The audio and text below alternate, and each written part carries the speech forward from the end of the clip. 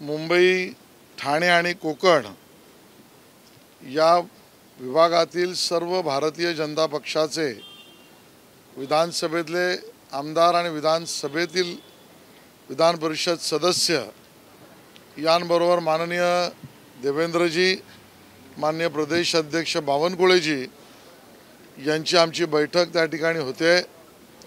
30च्या वर आमदार या बैठकीमध्ये उपस्थित आहेत आणि स्वाभाविकच आहे, कधीही निवडणुकांचं वेळापत्रक घोषित होईल तेव्हा होईल, पण निवडणुकीच्या विजयाच्या रणनीतीची प्रत्यक्ष आखणी विधानसभा मतदारसंघशः भारतीय जनता पक्षाच्या निवडून आलेल्या आताच्या आमदारांनी जी केली आहे त्याबद्दलची चर्चा, आपल्या विधानसभा मतदारसंघातील सर्वात जास्त बूथ हे आपण कसे जिंकू याबद्दलची योग्य योजना, सर्वव्यापी आणि सर्वस्पर्शी मतदार नोंदणी आणि मतदारांशी संवाद याबद्दलची कार्ययोजना, या सगळ्यांबरोबर आमचे मित्रपक्ष म्हणजे महायुतीचे सर्व पदाधिकारी नेते एकत्र येऊन या विजयाला हातभार लावण्यासंदर्भातली पूर्ण कार्यवाही यावरची प्राथमिक चर्चा झाली। बरोबरीने 11, 12 आणि 13 तारखेला आमच्या संघटनात्मक रचनेचा महत्त्वाचा भाग म्हणजे मंडल स्तरावर भारतीय जनता पक्षाचं अधिवेशन होणार आहे।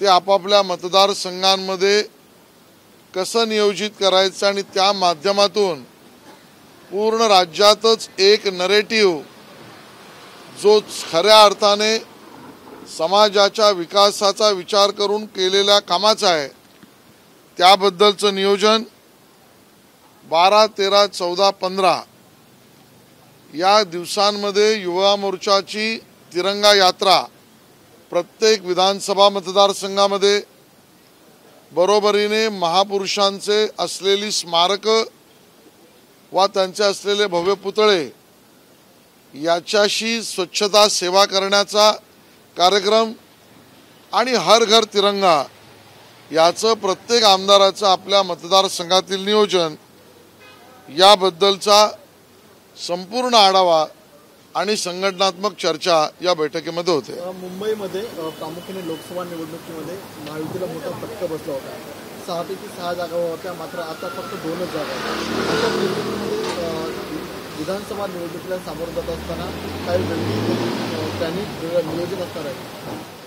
मला असं वाटतं लोकसभा निवडणुकीमध्ये आमच्या विरोधकांना आलेली सूज, ती सूज आता त्यांच्या वर्तणुकीने दिसते, तो मात झाल्यासारखा दिसतोय आणि म्हणून मुंबईतील नागरिकच आता निवडून आलेल्या महाविकास आघाडीच्या खासदारांना खासदार कुठे आहेत, खासदार गायब आहेत असा शोधाशोध करतायत आणि म्हणून यावेळेला मुंबईतल्या 36 जागांमध्ये असलेल्या महायुतीच्या उमेदवारांना जिंकण्यासाठी